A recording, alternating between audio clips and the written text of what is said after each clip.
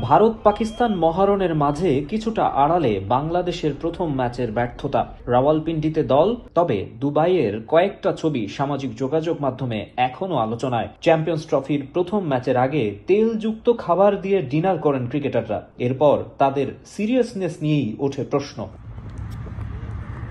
ম্যাচে ৩৫ রানে প্রথম ৫ উইকেট হারানোর পর ওই ডিনার নিয়ে ব্যাপক সমালোচনা হয় জাকের আলীর ক্যাচ মিস নিয়েও। তবে তাওহিদ হৃদয়ের সঙ্গে মান বাঁচানো জুটি গড়া জাকের সেসব ভুলে যেতে চান। আইসিসি ইভেন্টে ভিডিও ইন্টারভিউয়ের রেস্ট্রিকশন থাকায় অফ ক্যামেরাতেই জানান আরেকটু দায়িত্বশীল ব্যাটিং আশা করেন টপ অর্ডারের কাছ থেকে।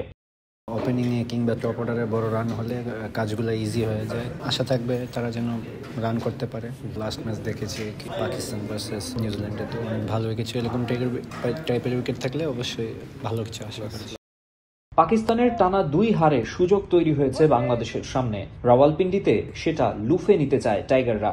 ভিশনের ফুলঝুরি মেগা অফারে ফ্রিজ কিনলেই পাচ্ছেন ১৬ পিসের আকর্ষণীয় গিফট বক্স একদম ফ্রি। এখনো সুযোগ আছে টুর্নামেন্টে, আমার কাছে মনে হয় যে কামব্যাক করার সুযোগ আছে। এই ম্যাচ থেকেও আমার কাছে মনে হয় অনেক কিছু পাওয়ার সুযোগ আছে। টুর্নামেন্টে টিকে থাকতে হলে স্পট অন হতে হবে, সব জায়গাতেই ভালো করতে হবে। স্লো উইকেটে খেলা হলেও রাওয়ালপিন্ডির পিচ ব্যাটারদের জন্য সহায়ক হতে পারে। তাই আগের ম্যাচের টপ অর্ডার ব্যাটিং ব্যর্থতা থেকে ঘুরে দাঁড়ানোর আশা জাকেরের। জাকের আলী অনেক ভারতের বিপক্ষে দারুণ একটা ইনিংস খেলেছেন, আবার গুরুত্বপূর্ণ মুহূর্তে একেবারে সহজ একটা ক্যাচ ছেড়েও দিয়েছেন। ওই ম্যাচে জাকেরকে কত মার্কস দেয়া যাবে তা নিয়ে এক একজনের এক এক মত থাকতে পারে।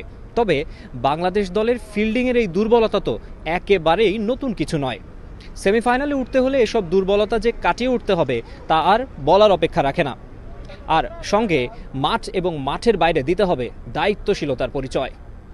মাকসুম আলম খান, সময় সংবাদ।